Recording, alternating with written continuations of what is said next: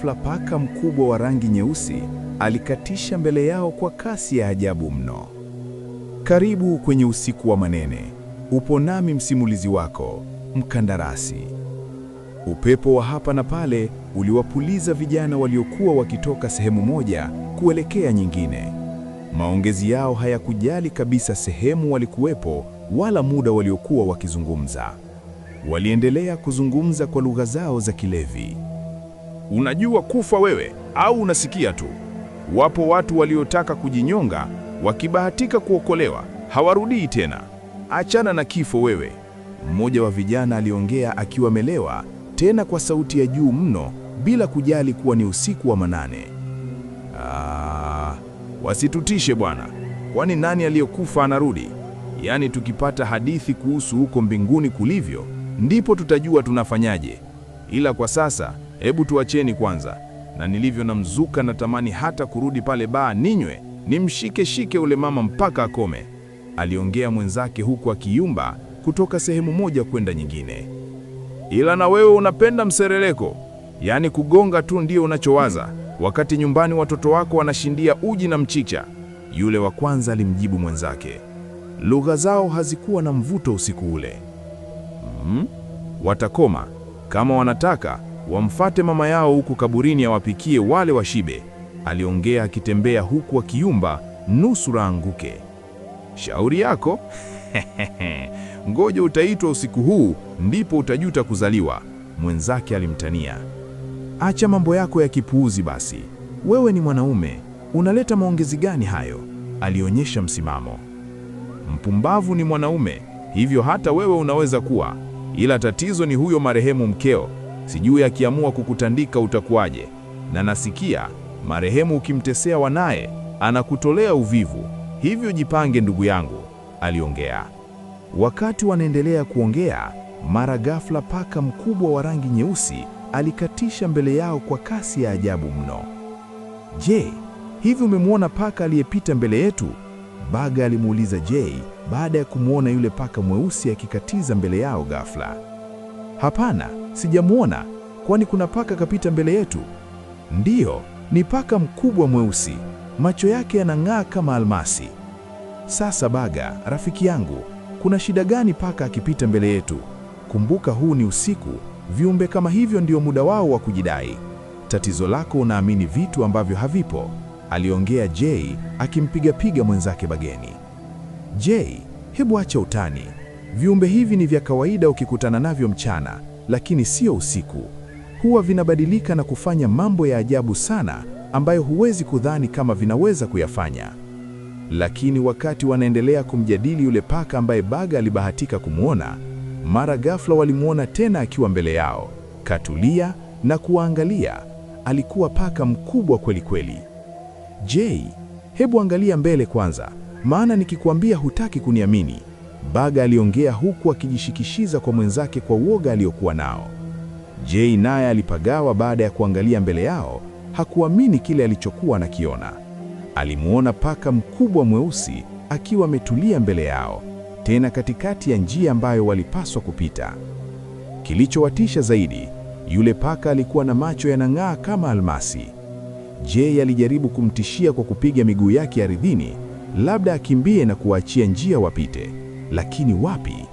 Ndipo kwanza yule paka alikaza macho na kuendelea kuangalia. Jay, hili ni tatizo. Huyu paka sio paka halisi aise. Jay alianza kuongea huku akitetemeka, hofu ilijaa tele moyoni. Huyu paka sio wa kawaida Jay. Paka wa kawaida ukimtishia kidogo hukimbia, lakini huyu unamtishia ndio kwanza anatukazia macho na katulia tu, hana hata wasiwasi. Sasa tunafanyaje? Na tayari kaziba njia tuliyokuwa tunataka kupita. Wakaanza kujadiliana wafanye nini. Bado paka alikuwa mbele yao akiwatazama tu vijana hao wawili ambao pombe zilianza kuwaisha taratibu. Sikiliza Jay, hapa tubadili njia, tumwache yeye na njia yake, turudi tulikotoka, tupite kwenye ile njia ya mama muuza uji. Baga akatoa hitimisho huku sura yake ikionyesha wasiwasi mkubwa. Sawa. Baada ya kuona yule paka mwenye macho ya kutisha amegoma kutoka njiani, waliamua kurudi tulikotoka na kuanza safari upya usiku huo kuelekea majumbani kwao. Lakini walipogeuka nyuma ili warudi tulikotoka, hawakuamini kile walichokiona. Ilikuwa afadhali hata kile kilichokuwa mbele yao kuliko hiki walichojaribu kubadili njia. Walikuta kundi kubwa la paka wasiopungua 100 wakiwa wametanda barabara yote. Paka hao hawakuwa na tofauti na yule waliomuona mbele. Walifanana naye karibu kila kitu. Wote walikuwa weusi na macho yao yalikuwa yanang'aa kama ale yao yule paka wa kwanza. Pombe zote ziliwatoka vichwani, wakabaki wakitetemeka bila kujua cha kufanya. Ndipo Jay alipoamua kugeuka kumkabili yule paka wa mbele, aone kama anaweza kupambana naye na kupita, kuliko kubaki pale walipokutana na kundi kubwa la paka waliokuwa wameziba njia yote. Alipogeuka ili kujaribu kupambana na yule paka mmoja, haikuwezekana. Ilikuwa kama mkosi kwa wawili hao siku huo. Hata upande ule wa mbele haukuwa na paka mmoja tena kama ilivyokuwa mwanzoni. Walikuwa wengi zaidi, hata kuliko wale wa upande wa nyuma. Hapo Jay alipagawa zaidi. Alihisi haja kubwa na ndogo zikimjia kwa wakati mmoja, akashindwa kujua aachie ipi na azuie ipi. Baga, ndugu yangu, tumekwisha. Hebu geuka huku tena ujione maajabu mengine, aliongea Jay akitetemeka. Hali pia ilikuwa mbaya kwa upande wa Baga mara tu alipogeuka. Mapigo ya moyo wake yalidunda kwa kasi isiyo ya kawaida, kana kwamba moyo ulitaka kuchana kifua utoke nje. Alishuhudia jambo la kutisha zaidi. Paka wale walikuwa wamebadilika na kuwa na vichwa vya binadamu, tena wote wakiwa na sura ya Jay. Baga macho yalimtoka mithili ya mjuzi aliyebanwa na mlango. Hata zile haja mbili zilimtoka bila kujizuia. Alimwangalia Jay, kisha akawaangalia tena wale paka. Akaona hapana, hili si la kuvumilia, bora akimbie. Nimekwisha. Hilo ndilo neno lililotoka kwa Baga kwa sauti ya kutetemeka baada ya kuona miguu imemsaliti. Alishindwa kukimbia, akagandia pale pale aliposimama Jay. Tunafanyaje ndugu yangu? Ona paka wanatusogelea, tena wakiwa wamechukua sura yangu kabisa, aliongea kwa hofu. Tunakimbia vipi sasa na miguu haitaki kabisa hii? Yote umeyataka wewe haya, alimlaumu Jay. Mbona unanilaumu sasa? Ina maana mimi ndiye niliwabadilisha hawa paka kuwa na sura yangu? Jay alilalamika. Paka wote wamechukua sura yako, mbona hawakuchukua ya kwangu? Baga alijitetea. Tusilaumiane basi ndugu yangu. Tufanye nini sasa na hawa paka wanaendelea kutusogelea? Jay alimuuliza Baga. Hapa hakuna cha kufanya tena ndugu yangu. Kilichobaki ni kumwomba Mungu. Kama ni jitihada zetu tayari hazijazaa matunda, la sivyo tutaelekea mbinguni. Basi anza kuomba Baga. Mimi nakutegemea wewe. Siku niliyokanyaga kanisani siijui hatali. Hata sijui nianzie mstari wa ngapi. Jay alionyesha utegemezi mkubwa. Hakujua hata sala ipi inafaa wakati wa matatizo.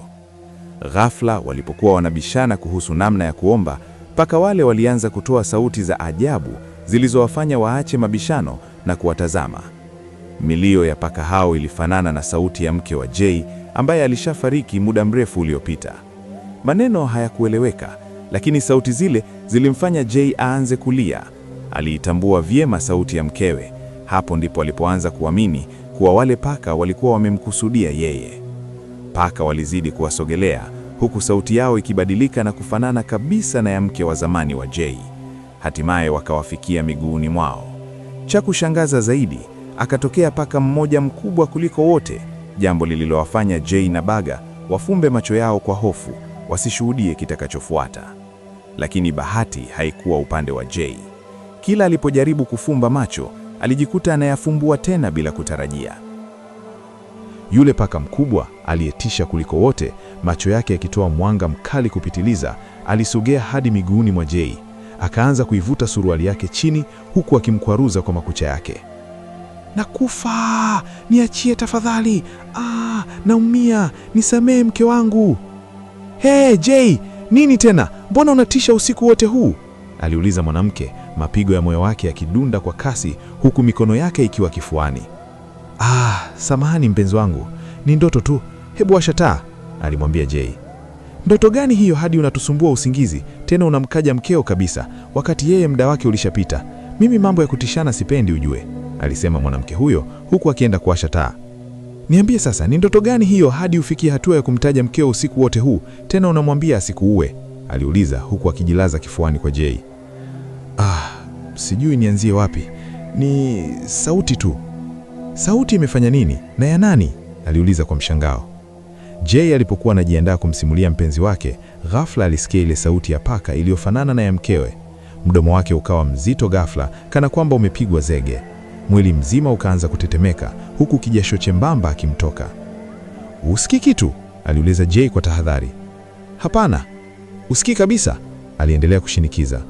Uoga umtanda Jay mwili mzima. Alijikumbatia mikono na miguu, mwili ukamsisimta kana kwamba unatafuta sehemu ya kujificha. Jay, una nini lakini? Aliuliza yule mwanamke kwa mshangao, akihisi kama sinema mpya inaanza mbele ya macho yake na Jay ndiye mhusika mkubwa. Sauti inakuja, ile hiyo sauti, Jay aliongea kwa msisimko wa hofu.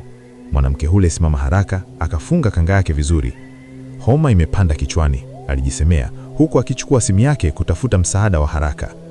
Mume wangu, tulia kidogo. Mbona muda mrefu umepita sana tangu tumzike mkeo? Au labda au ni homa imeingia kichwani? Aliendelea kumtuliza Jay huku akimsugua begani. Shem, aliongea mwanamke huyo baada ya kupiga simu. Shem Baga, mwenzio hapa amepatwa na homa kali, analalamika sana hadi anahisi mkewe Zawadi anamtokea. Nahisi ni malaria. Tafadhali uwahi, nina hofu. Sawa, karibu. Alimaliza mazungumzo na kurudi kwa Jay. Jay yeye alianza kuona picha zikichanganyika chumbani. Chumba kilionekana kuzunguka, juu kwenda chini na chini kwenda juu. Mwanga ukafifia na mbele yake akamuona tena yule paka mkubwa aliyemuota ndotoni. We. Aha, wewe. Usije bana. Jay aliongea kwa hofu. Paka yule alisogeza uso wake karibu na Jay, akamtazama kwa hasira kali. Kisha ghafla akageuka na kuwa sura ya mke wake wa zamani, Zawadi. Na hapa, Zawadi, sikufanya vile kwa makosa yangu. Zawadi please, Jay alijitetea kwa hofu. Kabla hajamaliza kujieleza, alishtuka amepigwa kofi zito, akaona nyota tu mbele ya macho yake na kujikuta akidondoka hadi sakafuni. Maskini Jay, alilalamika Tamasha, mke wa sasa wa Jay, alipomwona mume wake akianguka chini msobe. Alipomchunguza vizuri, alikuta ana alama kubwa nyeusi usoni iliyotokana na kofi zito.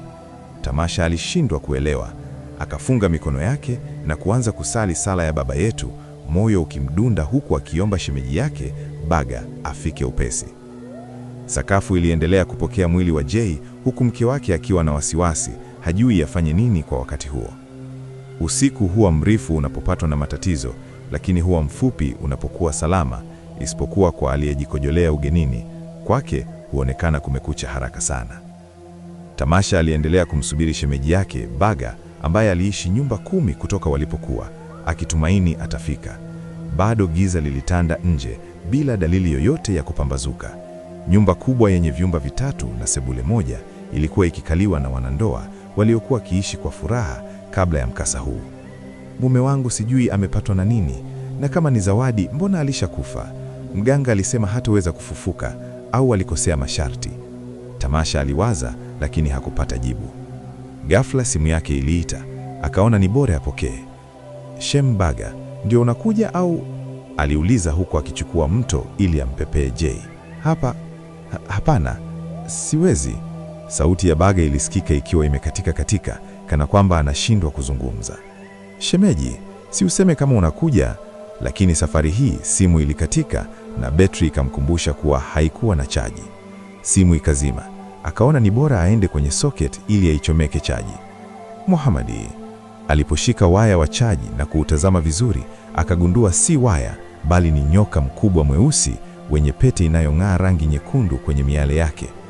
Kikorokoro, sauti ya jogoo ilitoka kinywani mwa yule nyoka, jambo lilofanya Tamasha apige kelele. Mama, msaada! Alipiga kelele, lakini sauti yake iliishia masikioni mwake mwenyewe. Kitendo cha nyoka kuwika kilifanya Jay aliyekuwa amezimia sakafuni kuanza kupata fahamu. Bado sehemu aliyopigwa kofi ilikuwa na alama zito. Mume wangu, sio sehemu ya... Tamasha hakuweza kumalizia sentensi. Macho yake yaliganda mlangoni. Alimuona paka mweusi. Kadri ulivyosogea, alianza kuonekana na mng'ao wa rangi ya zambarawi. Shingoni alikuwa na alama ya ajabu kama ya kichawi yenye umbo la bikira. Zawadi? Sikutaka, ni ushawishi kutoka kwa tamasha, Jay alisema huku akitokwa na jasho lingi kama mtu aliyekimbia umbali mrefu. Alijaribu kujitetea ili kuepuka lawama. Unamaanisha uliniua kwa sababu ya huyu mwanamke anayekusaliti kwa kutoka na baga? Na hata mazishi yangu hamkutaka ndugu zangu wahudhurie? Basi nasema mtalipa kwa hili, nyote watatu. Huu usiku wa manane hakuna atakayetoka. Asante kwa kuwa nami katika sehemu ya kwanza ya hadithi hii, Sauti Usiku wa Manane. Sehemu ya pili itakufikia hivi punde. Nisaidie kusubscribe channel hii ya hadithi za Mkandarasi kwa muendelezo na hadithi nyingine kali. Hadi wakati mwingine, mimi ni Mkandarasi.